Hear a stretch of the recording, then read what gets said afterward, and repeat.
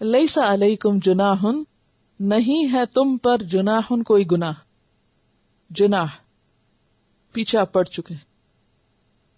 جیم نون ہے اس کا روٹ ہے مائل ہونا، یعنی غلط کام کی طرف رخ کرنا. جناح.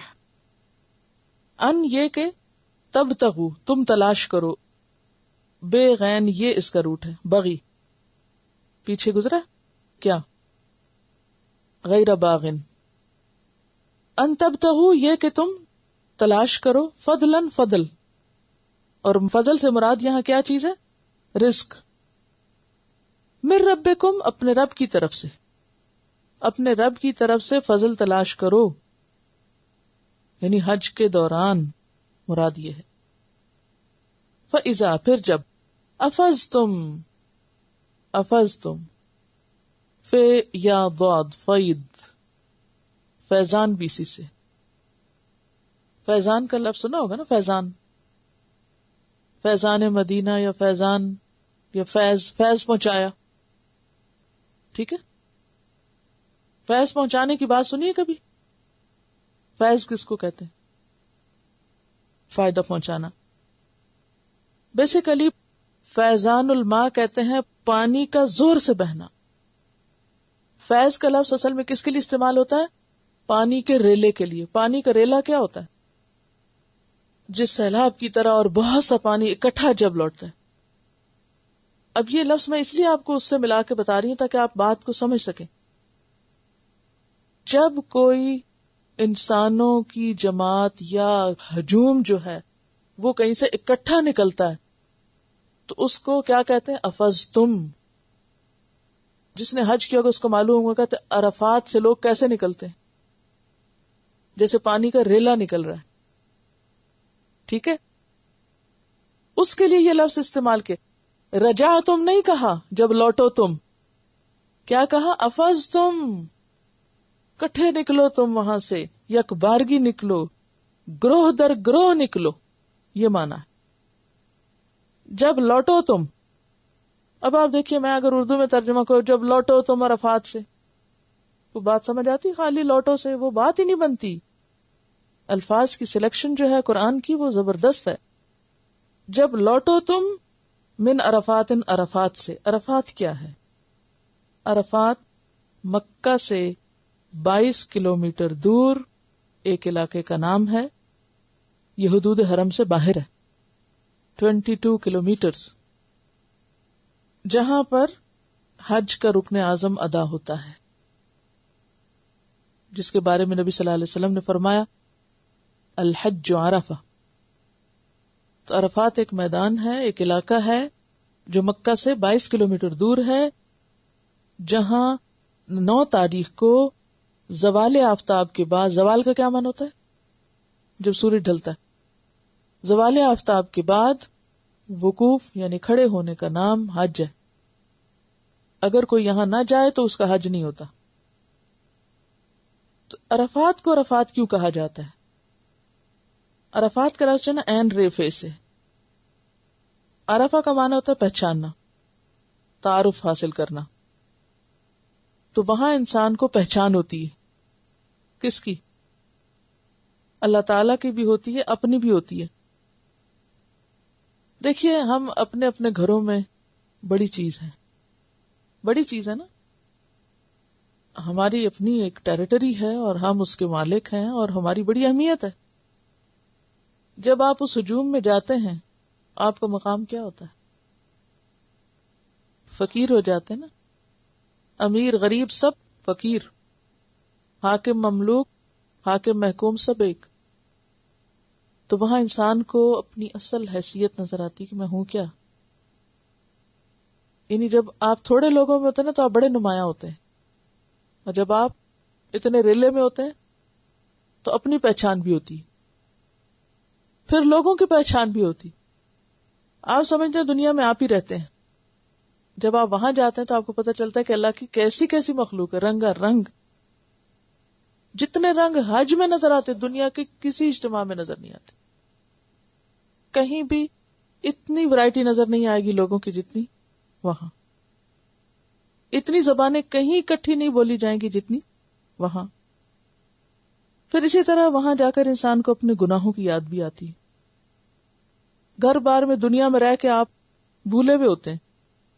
جب آپ ان سارے اپنے بیوی بچوں ہر چیز سے کٹ کے، کیونکہ بیوی بھی ہے تو اس سے بھی ایک طرح سے اجنبی ہونا ہے، بچے بھی ہیں، کوئی بھی دوست، you are among people but on your own, you are alone. یعنی اتنے سارے کٹھے بھی ہیں لیکن again you are alone on your own. تو جب آپ on your own ہوتے ہیں تو پھر کیا ہوتا ہے؟ اپنی غلطیاں یاد آنے لگتی ہیں، اپنے گناہوں کی. پھر ہوتا کیا ہے؟ اگر آپ کو یاد نہ آئے تو کسی اور کا چہرہ دیکھ کے، کوئی اور رو رہا ہو، کوئی دعائیں مانگ رہا ہو، تو اس کو دیکھ کے آپ کو خود بھی احساس ہوتا ہے. تو اپنی بھی پہچان ہوتی ہے، اپنے گناہوں کی پہچان ہوتی ہے، لوگوں کی پہچان ہوتی ہے، اللہ کی عظمت کی پہچان ہوتی ہے، دین کی پہچان ہوتی ہے. بعض اوقات ہم اپنے اپنے گھروں میں کوئی چھوٹی موٹی نیکی کر رہے ہوتے ہیں تو ہم سمجھتے ہیں ہم ہی بڑے نیک کام کر رہے ہیں. وہاں جا کے لوگوں کو دیکھتے ہیں کیسی کیسی نیکیاں کما رہے ہوتے ہیں، کیسے کیسے فوڈ تقسیم کر رہے ہیں، کیسے کیسے لوگوں کی خدمت کر رہے ہیں، یا کچھ خراب لوگ بھی ہوتے ہیں تو وہ کیسے کیسے فساد کر رہے ہیں. تو کیسا کچھ سیکھتے ہیں آپ، کیا کیا دنیا کی پہچان ہوتی ہے آپ کو وہاں جا کے، جو اپنے گھر، اپنے علاقے، اپنے شہر، اپنے ملک میں نہیں ہو سکتی. یعنی یہ ایک پہچان کی جگہ ہے. عرفہ کیا ہے؟ پہچان کی جگہ. اب دیکھیے کہ باقی جگہوں پہ لوگ سکیٹرڈ ہوتے ہیں. جب مثلا مکہ میں طواف کر رہے ہوتے ہیں تو کچھ طواف کر رہے ہیں، کچھ گھروں میں نہیں کر رہے. اسی طرح مینا میں ہے تو کچھ جلدی پہنچ گئے، کچھ دیر سے پہنچے. مگر عرفہ میں وہ واحد جگہ ہے جہاں تقریباً سارے لوگ بیک وقت اکٹھے ہو جاتے ہیں. تو سب سے بڑا کراؤڈ یہیں پر ہوتا ہے. تو اس میں کئی چیزوں کی پہچان ہوتی ہے. دوسری چیز یہ بھی کہا جاتا ہے کہ جبریل علیہ السلام نے جب حضرت آدم علیہ السلام کو مناسک حج سکھائے تھے تو یہ آخری جگہ تھی، پہچان کرا دی، اور یہ آخری پہچان کی جگہ تھی کہ بس یہاں تک حج ہے، اس سے آگے نہیں جانا. پھر کہا جاتا ہے کہ آدم اور حوا کی یہاں ملاقات ہوئی تھی آسمان سے اترنے کے بعد. پھر یہ بھی کہا جاتا ہے کہ عرف بلند جگہ کو کہا جاتا ہے، تو یہ علاقہ ذرا بلندی پر ہے تھوڑا.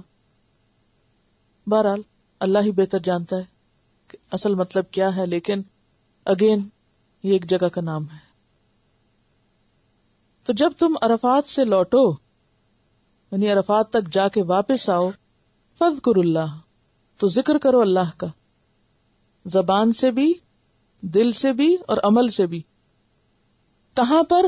عند المشعر الحرام، مشعر حرام کے پاس، مزدلفہ میں. مزدلفہ کی طرف اشارہ ہے کہ واپس آ کے مزدلفہ میں رات رکو، مغرب، عشاء اور فجر کی نماز پڑھو. تو یہ عملی ذکر ہے. تسبیح، تکبیر، تحلیل ہوگی، دل میں بھی اللہ کی یاد ہوگی، اور اس کے ساتھ ساتھ نمازیں بھی پڑھو.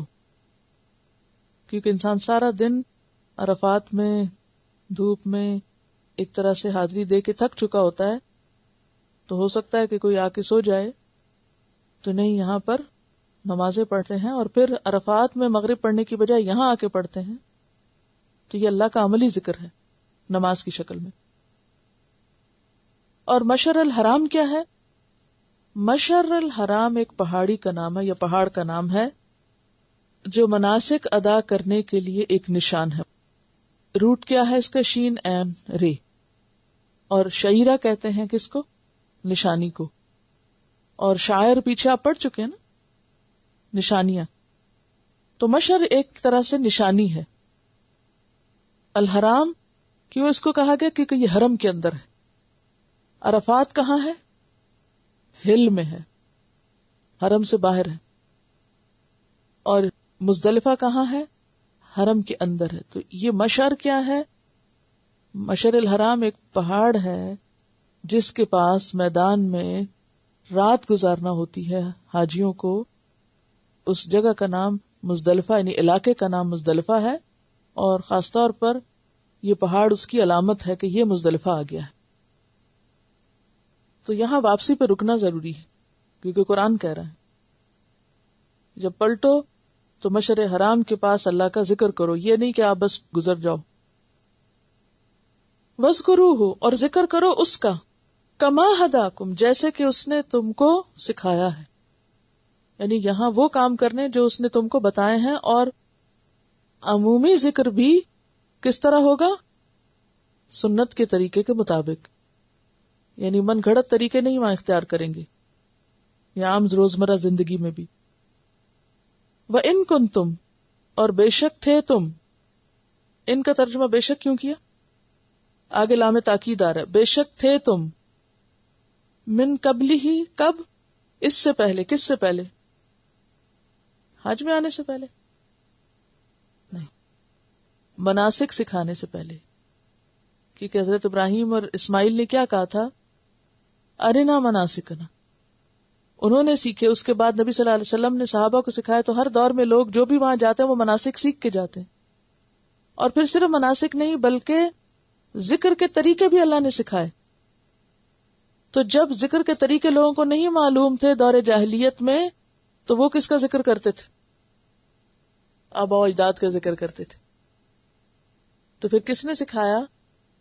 اللہ نے سکھایا کہ یہاں آباء و اجداد کا ذکر نہیں کرنا، میلے اور پارٹیاں نہیں کرنا، ہنگامے نہیں کرنا، بلکہ یہاں تو اللہ کا ذکر کرنا ہے۔ اور اس علم سے پہلے تم کیا تھے؟ ضالین تھے۔ ضالین سے مراد کیا ہے؟ جاہلین۔ جہالت کس کی طرف لے جاتی انسان کو؟ گمراہی اصل میں ہے کیا؟ راہ گم کرنا، پتہ ہی نہیں کرنا کیا ہے، یہی تو گمراہی ہے۔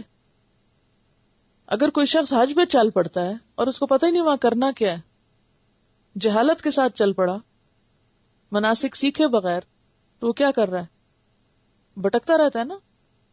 کیسے بھٹکتا ہے؟ کوئی بتائے گا؟ ایکسپلین کرے گا؟ کیسے بھٹکتے ہیں لوگ وہاں؟ راستہ گم ہو جاتا ہے، جانا کہیں اور ہوتا ہے، پہنچ کہیں اور جاتے ہیں۔ بہت سے لوگ ڈرتے ہیں اسی لیے گلے میں اور پتہ نہیں ہاتھوں میں بینڈ وینڈ لگا کے جاتے ہیں کہ کہیں ہم بھٹک نہ جائیں۔ تو یہاں بھٹکنے سے کیا مراد ہے؟ جی ہاں، وہ پتہ ہی نہیں ہوتا، واپس آ کہتے او ہو اب ہم دوبارہ حج پہ جائیں، ہمیں تو پتہ ہی نہیں تھا یہ کرنا تھا یا ایسے کرنا تھا۔ تو یاد رکھیے کہ عبادت کے لیے اللہ تعالیٰ فرماتے ہیں فَعْلَمْ أَنَّهُ لَا إِلَهَ إِلَّا هُوَ، اس کا علم حاصل کرو کہ اللہ ایک ہے۔ نماز کا طریقہ جانو، صلوا كما رأيتموني أصلي، حج کا طریقہ جانو، خذوا عني مناسککم، آپ صلی اللہ علیہ وسلم فرمایا تھا کہ مجھ سے حج کے طریقے لے لو، سیکھ لو۔ تو جب کوئی شخص کام شروع کر دیتا، مثلا ذکر شروع کر دیا اس نے، پتہ ہی نہیں کیسے کرنا ہے، عبادت شروع کر دی، پتہ ہی نہیں اس نے کیا کرنا ہے، تو وہ کیا کرے گا؟ بھٹکتا نہیں پھرے گا۔ تو یہ ضالین کا مطلب بھٹکتا پھرتا ہے، اور اس کو پتہ ہی نہیں اسے کرنا کیا چاہیے، یہ مراد ہے۔ اب آپ دیکھیے، دین یہ نہیں کہ آپ دنیا سے منہ ہی موڑ لیں، اور اگر وہاں کوئی دنیا کا چھوٹا موٹا کام کاروبار حاجیوں کی ضروریات پوری کرنے کے لیے کر رہا ہے تو آپ کہیں یہ دیکھو ذرا ان لوگوں کو، یہ تو پیسے ہی کمانے آئے ہوئے، آپ کو کیا خبر کہ ان کی نیت کیا ہے؟ اگر ان کی نیت حاجیوں کی خدمت ہے اور اس کے صلے میں کچھ اپنے سفر کا خرچہ نکالنا ہے تو یہ بھی عبادت ہے۔ اسلام میں تجارت کو کیا قرار دیا گیا؟ بہترین عبادت ہے۔ رزق حلال کی طلب اور کمائی جو ہے اور اس کے لیے محنت جو ہے وہ بھی عبادت ہے، تو دنیا داری نہیں ہے۔ ہاں، شرط یہ ہے کہ آپ اپنے باقی فرائض بھی پورے کرو، یہ نہیں کہ اگر آپ وہاں پر اپنا ٹھیلا لگائے ہوئے ہیں تو آپ نمازیں بھی چھوڑ بیٹھو، اب خرابی ہوگی پھر، یا اسی کی لالچ اور ہرس میں اتنے آگے بڑھ جاؤ کہ باقی کام تمہیں بھول جائیں، یہ درست نہ ہوگا۔ لیس علیکم جناح ان تبتغوا فضلا من ربکم، تم پر کوئی گناہ نہیں کہ تم اپنے رب کا فضل تلاش کرو۔ فضل سے مراد یہاں کیا ہے؟ رزق، یعنی راستے سے خرید بھی سکتے ہو، بیچ بھی سکتے ہو۔ فَإِذَا أَفَضْتُم مِّنْ عَرَفَاتٍ فَاذْكُرُوا اللَّهَ، لیکن اصل چیز جس کا تمہیں یاد رکھنا ہے وہ اللہ کا ذکر ہے۔ خرید و فروخت میں ایسے محو نہ ہو کہ جس میں کیا ہو جائے؟ اللہ کی یاد نہ بھول جائے۔ سورۃ الجمعہ میں کیا آتا ہے؟ جب اذا نودی للصلاۃ من یوم الجمعۃ فسعوا الی ذکر اللہ وذروا البیع، جب جمعہ کے دن پکارا جائے اللہ کے ذکر کی طرف، اور یہاں ذکر سے مراد کیا ہے؟ نماز۔ کیا کرو؟ دوڑو، اور کیا چھوڑ دو؟ تجارت۔ تو جو لوگ حج کے سفر میں ساتھ ساتھ تجارت کر رہے ہوں انہیں پھر کس چیز کی پابندی کرنی ہوگی؟ فرائض کی پابندی بھی کرنی ہوگی. یہ نہیں کہ نماز کے وقت میں بھی وہ خرید و فروخت کرتے چلے جائیں. وزر البیع. اب کیا ہے؟ فَإِذَا قُضِيَتِ الصَّلَاةُ، نماز ہو گئی، فَانْتَشِرُوا فِي الْأَرْضِ، کیا کرو؟ زمین میں نکل جاؤ، اور وَابْتَغُوا مِنْ فَضْلِ اللَّهِ، اللہ کا فضل تلاش کرو. تو جو عام دنوں میں جمعے کے دن کا حکم ہے، یہی حکم حج کے موقع پر بھی ہے کہ مناسک ادا کرو، ذکر کی کثرت کرو، اور اس کے ساتھ ساتھ لین دین میں، خرید و فروخت میں کوئی گناہ کی بات نہیں. لیس علیکم جناح، کوئی پوچھ پکڑ نہیں. فَإِذَا أَفَضْتُم مِّنْ عَرَفَاتٍ فَاذْكُرُوا اللَّهَ عِندَ الْمَشْعَرِ الْحَرَامِ، جب تم عرفات سے واپس لوٹو، اور یہ واپسی کس دن ہے؟ 9 تاریخ کو. تو رات کہاں گزارو؟ مشعر حرام کے پاس، یعنی مزدلفہ میں. اور اس سے بھی کیا پتہ چلتا ہے کہ مزدلفہ کا قیام جو ہے وہ لازم ہے، قرآن کا حکم ہے، یہ سنت نہیں ہے، واجب ہے. وَاذْكُرُوهُ كَمَا هَدَاكُمْ، اور کیا کرو؟ وَاذْكُرُوهُ كَمَا هَدَاكُمْ، اس کا ذکر کرو جیسا کہ اس نے تم کو ہدایت کی ہے، یعنی جس طرح اس نے تم کو توفیق دی، سکھایا، جو تمہارے لیے پسند کیا. اور یہاں مشعر الحرام کے پاس ذکر سے مراد خاص طور پر نمازیں ہیں، جو مغرب اور عشاء کی ہوگی اور فجر کی ہوگی، اور صبح کے وقت کھڑے ہو کر سورج کی روشنی پھیلنے تک اللہ کا ذکر، اس کی طرف اشارہ یہاں. وَإِن كُنتُم مِّن قَبْلِهِ لَمِنَ الضَّالِّينَ، اور دیکھو اب تمہیں اس نے ہدایت دی. اب یہ دالین اور ہدا جو ہے یہ اپوزٹ ایک دوسرے کے آ رہے ہیں. کہ تمہیں کچھ نہیں پتا تھا، جو تمہیں علم دیا گیا اس سے پہلے تم بھٹک رہے تھے، تمہیں صحیح مناسک ادا کرنے نہیں آتے تھے. اور اب بھی جو لوگ صحیح سیکھ کر نہیں جاتے وہ کیا کرتے ہیں؟ بھٹکتے رہتے ہیں. اور دوسرا معنی اس میں کیا ہے کہ ذکر میں بھی نبی صلی اللہ علیہ وسلم کے بتائے ہوئے طریقے کو فالو کرنا ضروری ہے. خود ساختہ من گھڑت طریقے اختیار کرنا ذکر کے کچھ اچھا نہیں. لیکن عموماً لوگ مسنون اذکار تو جانتے نہیں، کس موقع پہ کیا کرنا چاہیے وہ تو ان کو پتا نہیں. پھر کیا کرتے ہیں؟ خود سے خود چیزیں ایجاد کر لیتے ہیں، پھر ان کی پابندی کرتے ہیں اور خود کو مشقت میں ڈالتے ہیں.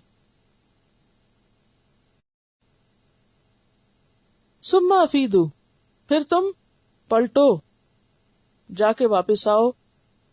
کہاں سے؟ من حیث، جہاں سے افاد الناس، لوگ پلٹتے ہیں، عام لوگ پلٹتے ہیں. اصل میں اشارہ ہے قریش کی طرف کہ وہ کہتے تھے کہ ہم ہیں حرم کے مجاور، ہم ہیں حرم کے رہنے والے، لہذا ہم صرف مزدلفہ تک جائیں گے، ہم عرفہ نہیں جائیں گے. یہ ہماری شان کے خلاف، ہمارا اتنا بڑا مقام ہے، ہم حرم میں رہتے ہیں. آ گیا نا احساس ان کو اپنی بڑائی کا. تو اللہ تعالیٰ نے فرمایا کہ نہیں، حج میں مساوات ہے، عبادت میں مساوات ہے، تمہیں بھی وہیں جانا پڑے گا جہاں سارے لوگ جاتے ہیں. اسی لیے پیچھے کیا کہا گیا تھا؟ اتمو، پورا کرو. تو اگر کوئی عرفہ گیا ہی نہیں تو اس نے کیا کیا؟ کوئی مزدلفہ ٹھہرا ہی نہیں تو اس نے حج پورا ہی نہیں کیا. ثم افیدو، پھر لوٹو، من حیث افاد الناس، جہاں سے اور لوگ پلٹ کے آتے ہیں. کہاں سے؟ 198 میں کیا فرمایا؟ فَإِذَا أَفَضْتُم مِّنْ عَرَفَاتٍ، یہاں جگہ نہیں بتائی، من حیث کہا، وہاں جگہ بتائی کہ عرفات مراد ہے. من حیث افاد الناس واستغفر اللہ، اور کیا کرو؟ اللہ سے بخشش مانگو. کس بات پر؟ یہاں کون سا گناہ کیا؟ اپنی جو بڑائی کا خیال ہے یہ بھی تو گناہ ہے یا نہیں؟ بتائیے مجھے، اپنی بڑائی کا احساس گناہ ہے یا نہیں؟ تکبر گناہ میں شامل ہوتا ہے کہ نہیں؟ سارے گناہوں کا جو چشمہ ہے وہ یہاں سے پھوٹتا ہے. کس سے؟ انا خیر منہ، میں اس سے زیادہ اچھا، میں بہتر ہوں. ٹھیک ہے، تو یہاں دیکھیں نا، واستغفر اللہ، معافی مانگو اللہ سے. وہاں تک جاؤ جہاں تک لوگ جاتے ہیں اور اللہ سے معافی مانگو. ویسے تو ظاہر ہے حج پہ ہم انسان گناہوں کو معاف کرانے کے لیے جاتا ہے، لیکن خاص اس جگہ استغفر اللہ کیوں کہا گیا؟ کہ حج کے مناسک کو چھوڑ دینا یا کسی بڑائی کا احساس ہونا یا اپنے لیے ترجیحی سلوک چاہنا، یہ بھی انسان کی ویکنیسز میں ہے کہ آئی ایم ویری اسپیشل، میرا ایک خاص مقام ہے، میں ایک خاص چیز ہوں، میں ایک بڑی چیز ہوں. تو یہ احساس جب کسی بندے کے اندر پیدا ہو جائے، چاہے اس کے علم کی وجہ سے، چاہے مال کی وجہ سے، چاہے اس کی کسی قابلیت ڈگری کی وجہ سے، کسی وجہ سے، تو یہ احساس اس کو لے ڈوبتا ہے. یہ چیز انسان کو ڈبونے والی ہے. ایک بندے کو آتا کچھ نہ، وہ کہ میں بہت جانتا ہوں، کیا ہوا اس کے ساتھ پھر؟ ایک شخص کو آتا کچھ نہیں، وہ کہتا ہے میں بہت جانتا ہوں، مجھے سب پتا ہے. اس نے کیا کیا اپنے ساتھ؟ ظلم کیا نا. ایک شخص بے حد گناہ گار ہے، وہ کہتا ہے میں نے تو کبھی کوئی غلط کام کیا ہی نہیں، توبہ کی توفیق ہی نہیں ہوگی. ایک شخص جس نے کیا کچھ نہیں، وہ کہتا ہے میں نے بہت کچھ کیا ہوا. تو یہ جو اپنی بڑائی کا احساس ہے نا، میں بہت نیک ہوں، میں بہت درست ہوں، میں بالکل ٹھیک ہوں، میں سب صحیح کرتا ہوں، یہ جس کے اندر احساس آ جائے، سمجھے اس کی وہیں سے آفت شروع ہو گئی. اور اسی احساس کو نکالنا انسان کے لیے سب سے مشکل کام ہوتا ہے. اس احساس کو ختم کرنا اور اپنے آپ کو توڑ کے نیا انسان بنانا کہ نہیں مجھے نہیں آتا، مجھے بہت کچھ سیکھنا ہے، میں نے ابھی کچھ نہیں کیا، مجھے بہت کچھ کرنا ہے. تو اس سے کیا ہوتا ہے؟ پھر انسان کے اندر آگے بڑھنے کا جذبہ پیدا ہوتا ہے. واستغفر اللہ. اور غفرہ کا کیا معنی ہوتا ہے؟ ڈھانپ دے، یہ جو کوتاہیاں، یعنی یہ عیب کی بات ہے، تم اس کو اپنے لیے بڑی فخر کی بات سمجھتے، یہ تو عیب کی بات ہے، اللہ سے معافی مانگو. دیکھیں نا، یہ اللہ تعالیٰ ہی نے جو بندوں کو چھپاتا ہے، ورنہ بندے کے اندر جتنے عیب اگر وہ کھول کے باہر نظر آنے لگ جائیں، کیا حال ہو اس کا؟ دنیا میں نہیں تو آخرت میں تو آئیں گے نا. یعنی ایک انسان اپنے آپ کو بڑا نیک پاک سمجھتا ہے، بڑی شے ہوں میں، لہٰذا وہ کچھ کرتا کراتا کچھ نہیں، کیونکہ اس کو بڑا احساس ہے میں اتنا نیک ہوں، مجھے اور کرنے کی کیا ضرورت ہے، تم لوگ کرو، تمہیں کچھ نہیں آتا، مجھے تو سب آتا ہے، مجھے کیوں کہتے کچھ کرنے کو. اور کل قیامت کے دن جب وہ ایکسپوز ہو اور اللہ کی نظر میں انتہائی حقیر ہو اور اس کی اصلیت سامنے ہے، تو یہ تھا وہ جس نے اپنے اوپر بڑا پارسائی کا لبادہ اڑا ہوا تھا. کیا عزت ہوگی اس کی، کیا باقی رہے گا اس کے پاس؟ سوچے ذرا.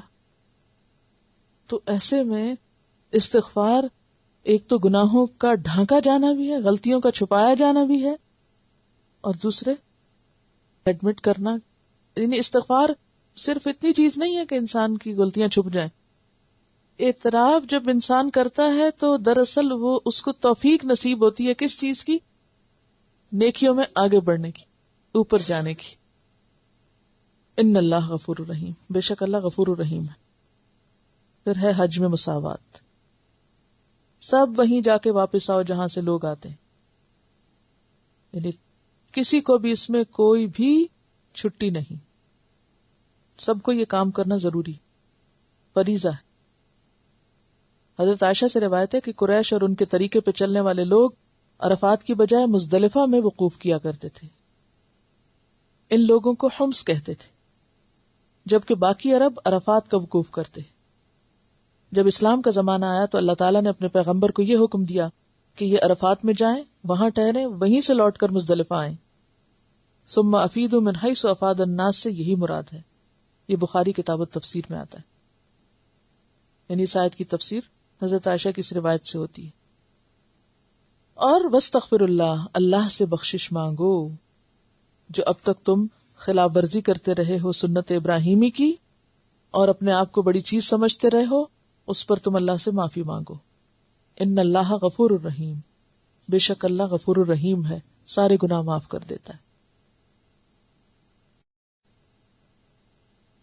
فَإِذَا قَضَيْتُمْ، پھر جب تم پورے کر چکو، قاف دعاد یہ قضا قطعی فیصلہ کرنا، کسی کام کو انجام تک پہنچانا.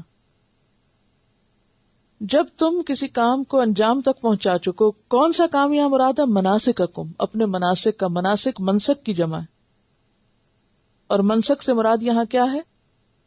حج کے طریقے، حج کے طور طریقے، عبادت جو ہے. فاذکروا اللہ، تو پھر غافل نہیں ہو جاؤ، پھر بھی اللہ کو یاد کرو. عموماً یہ ہوتا ہے کہ جب ہم سارا کام کر لیتے ہیں تو پھر کس چیز کی باری آتی ہے؟ گپ شپ کی.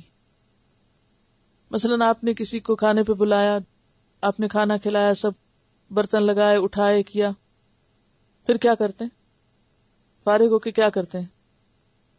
چائے کا کپ لے کے بیٹھ جاتے ہیں.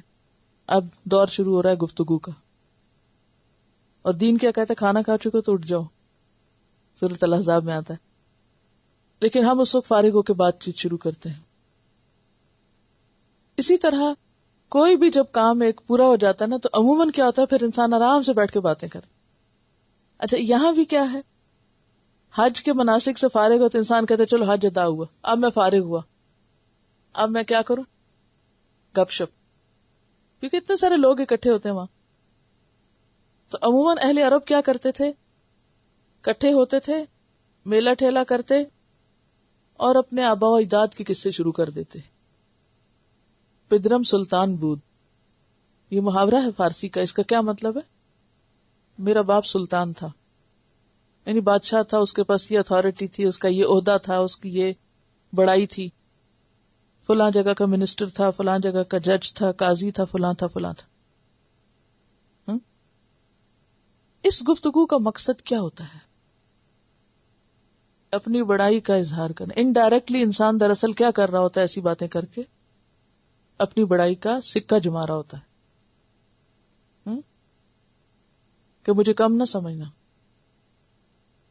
پھر آپ دیکھیے کہ بظاہر حج کا سفر ہے، اصلاح کس چیز کی ہو رہی ہے؟ کس چیز کی اصلاح ہو رہی ہے؟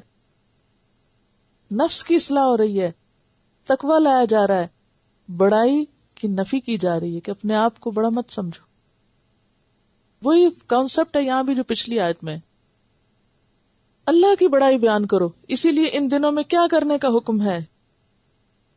جب سارے مناسک ادا ہو جاتے ہیں اور لوگ 2-3 دن وہاں رہتے ہیں منا میں، تو ان دنوں میں کرنے کا کام کیا ہوتا ہے؟ ذکر اللہ. تو اہل عرب کیا کرتے تھے؟ یہاں محفلیں سجاتے تھے، فارغ ہوتے تھے، سارے مناسک پورے ہو گئے، قربانی بھی کر لی، سر بھی مڈا لیا، عرفات سے بھی ہو آئے، مزدلفہ میں بھی قیام ہو گیا، اب فارغ ہیں. اب کنکریاں مارنی ہے ایک دفعہ دن میں، اور باقی سارا دن فارغ، اور راتیں بھی فارغ. چلو کھاؤ پیو، میلہ ٹھیلا کرو. تو اس وقت کیا کہا؟ نہیں، مناسک پورے ہو جائیں تو کیا کرو؟ ذکر اللہ کرو. کیسے؟ کذکرکم آباءکم، جیسے تم اپنے باپ دادا کا ذکر کرتے ہو، او اشد ذکرا، اس سے بھی زیادہ سخت. اشد میں کیا کیا آتا ہے؟ یعنی جس طرح تم دور جاہلیت میں باپ دادا کے قصے اور فخر کی باتیں اور شعر و شاعری اور اپنے بڑی بڑی ڈینگیں مارتے تھے اپنی بڑائیوں پہ، اب تم کیا کرو؟ اللہ کی بڑائی بیان کرو. اس سے بھی زیادہ. زیادہ سے مراد کیا ہے؟ اس سے زیادہ شدت سے، زیادہ اخلاص سے، حضور قلب سے اور کثرت سے. فاذکروا اللہ ذکرن کثیرا مراد ہے یہاں.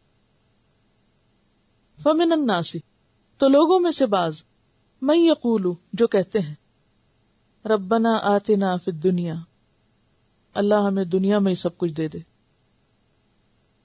وہ یہ کیوں کہتے ہیں کہ دنیا میں ہی سب کچھ دے دے؟ ہاں، اصل میں ان کا سفر حج بھی دنیا ہی کے لیے ہوتا ہے. سفر حج کے بھی 2 مقصد ہوتے ہیں نا، ایک صرف دنیا کے لیے، دنیا کو دکھانے کے لیے کہ میں اتنے حج کر چکا ہوں، گنتی بڑھانے، یا پھر کوئی بزنس یا کوئی اور اسی طرح کی سیر تفریح. تو پھر وہ لوگ وہاں اگر دعا کوئی مانگتے بھی ہیں تو کیا مانگتے ہیں؟ دنیا. جو آپ کے دماغ پہ خیال غالب ہوتا ہے نا وہی آپ کی دعا بن جاتا ہے. اب دیکھیں، ایک تو ہم رٹی رٹائی دعائیں روز مانگتے ہیں، لیکن روزانہ کی کوئی خاص دعا کیا ہوتی ہے ہماری جو خیال ہمارے دل پہ چھائے؟ مثلا آپ کو کوئی پریشانی ہے تو رٹی رٹائی دعاؤں کے علاوہ کون سی دعا مانگتے ہیں؟ جو اس پریشانی، مثلا آپ بیمار ہیں یا آپ کے کوئی بزنس کا مسئلہ یا کوئی، وہی مانگتے ہیں نا بار بار. امیڈیٹ ضرورت آپ اپنی مانگتے ہیں. اب حج میں بھی جب انسان جاتا ہے اور وہ اللہ کی خاطر گیا ہی نہیں، دنیا کی خاطر گیا ہے، تو وہاں جا کے بھی اس کے دماغ پہ کیا ہم اور غم چھایا ہوا ہے، دنیا کے مسئلے مسائل. لہذا وہ مانگتا بھی کیا ہے؟ بس دنیا ہی مانگتا ہے. ایسا شخص وَمَا لَهُ فِي الْآخِرَةِ مِنْ خَلَاقٍ، اس کے لیے آخرت میں کوئی حصہ ہی نہیں، حصہ ہی نہیں، کیونکہ اس نے آخرت مانگی نہیں. جو مانگتا ہے وہ اس کو وہی ملتا ہے نا. خلاق کا لفظ ہے نا، خے لام قاف سے، ہر طرح کی بھلائی کا معین حصہ یا بڑا حصہ، وہ حصہ جو انسان اپنے اخلاق سے حاصل کرتا ہے، وہ حصہ جو انسان اپنے اخلاق سے حاصل کرتا ہے. کیا اخلاق سے حصہ زیادہ مل جاتا ہے؟ اخلاق والوں کو زیادہ حصہ ملتا ہے؟ جی ہاں، اخلاق دنیا اور آخرت دونوں کی بھلائیاں زیادہ حاصل کرنے کا ذریعہ بنتا ہے. اذا قضیتم مناسککم، پھر جب تم اپنے مناسک پورے کر چکو. مناسک سے مراد یہاں خصوصی طور پر حج کے جو ریچولز ہیں، مثلا منا میں قیام، پھر عرفات میں، پھر اس کے بعد مشعر حرام کے پاس مزدلفہ میں، پھر آ کے رمی وغیرہ. فاذکروا اللہ، تو اب آپ کے پاس فارغ وقت ہے بہت سا، اب اللہ کو یاد کرو. کذکرکم آباءکم، جس طرح تم اپنے باپ دادا کا ذکر کیا کرتے تھے، باپ دادا کی جیسے باتیں کرتے تھے بیٹھ کے، جو تمہاری گفتگو کے ٹاپکس ہیں ان کو بدل دو. اس سے کیا پتہ چلتا ہے؟ دور جاہلیت میں انسان کی گفتگو کے پسندیدہ ٹاپک کیا ہوتے ہیں؟ ہم ذرا اپنا جائزہ لے سکتے ہیں. وَإِن كُنتُم مِّن قَبْلِهِ لَمِنَ الضَّالِّينَ، جب پتہ نہیں تھا کہ زندگی کا مقصد کیا ہے تو پھر گفتگو کے موضوع بھی اور تھے، اور جب سوچ بدلی، علم آیا، تو پھر اب موضوع گفتگو بھی بدلے گا. کسی شخص میں کتنی دین کی سمجھ ہے وہ کہاں سے پتہ چلتی؟ انسان کی گفتگو کے موضوعات سے، کہ وہ کن ٹاپکس پہ بات کرتا ہے. کسی بھی انسان کی شخصیت کا جائزہ لینا ہو کہاں سے لیں گے آپ؟ محض لباس سے نہیں. تو فارسی میں آتا ہے کہ جب تک انسان خاموش رہا تو اس کے عیب و ہنر چھپے رہے، اور جو ہی وہ بولا تو کھل گیا. تو یہاں پر یہ ہے کہ مناسک پورے کرنے کے بعد کیا کرو؟ اللہ کا ذکر کرو. اور اتنا نہیں کہہ کے چھوڑ دیا کہ اللہ کا ذکر کرو، کہا اسی طرح جیسے تم اپنے باپ دادا کا ذکر کرتے تھے جاہلیت میں، اور اتنا بھی نہیں، اس سے زیادہ ذکر. اس سے کیا پتا چلتا ہے کہ ان دنوں میں خصوصی عبادت اللہ کی یاد ہے. اور جیسے کہ آپ جانتے ہیں کہ حج کے ریچولز میں ہر ریچول پر بسم اللہ اللہ اکبر. قربانی کرو تو کیا پڑھو؟ بسم اللہ اللہ کو. رمی کرو تو کیا کرو؟ بسم اللہ اللہ اکبر. ہاں؟ نمازوں کے بعد تکبیرات، اور چلتے پھرتے اٹھتے بیٹھتے، اور اس کے ساتھ ساتھ دعائیں بھی. اور دعائیں کون سی؟ صرف دنیا کی نہیں، دنیا اور آخرت دونوں کی. فَمِنَ النَّاسِ مَن يَقُولُ رَبَّنَا آتِنَا فِي الدُّنْيَا، کچھ لوگ کہتے ہیں یا اللہ بس صرف دنیا میں ہی دے. وَمَا لَهُ فِي الْآخِرَةِ مِنْ خَلَاقٍ، ایسے لوگوں کا آخرت میں کچھ حصہ نہیں. یاد رکھیے کہ یہاں اس نے حسنہ نہیں مانگی. آپ عبارت کا فرق دیکھ رہے ہیں؟ کچھ لوگ ہیں جو کہتے ہیں یا اللہ ہمیں دنیا میں ہی دے دے، تو اس میں صرف بھلائی نہیں، بعض لوگ دنیا میں مصیبت بھی مانگ لیتے ہیں. مثلا آپ صلی اللہ علیہ وسلم ایک صحابی کی عیادت کے لیے تشریف لے گئے، دیکھا کہ بیمار ہو کر سوکھ کر ہڈیوں کا ڈھانچہ بن گیا.